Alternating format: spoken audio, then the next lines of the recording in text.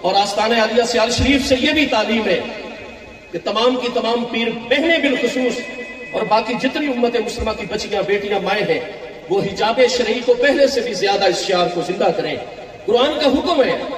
22ویں پارے سورہ احزاب کی آیت نمبر 59 آیت حجاب میں، یا ایھا النبی کل ازواجک و بناتک و نساء المؤمنین یدنین علیہن من جلابیبہن۔ اور آج جبکہ انڈیا کی ریاست کرناٹک میں مسلمان بچیوں کے لیے حجاب اور پردہ پہننا یہ بہت بڑا ایک گناہ بن گیا، اور وہاں پر عدالت اور سپریم کورٹ تک جو ہے وہ اپنی ذمہ داری کو ادا کرنے سے قاصر ہے۔ حضور پیر سیال کے غلاموں، ہم نے اپنی ذمہ داری کو پورا کرنا ہے۔ ایک تو اپنے گھروں میں اس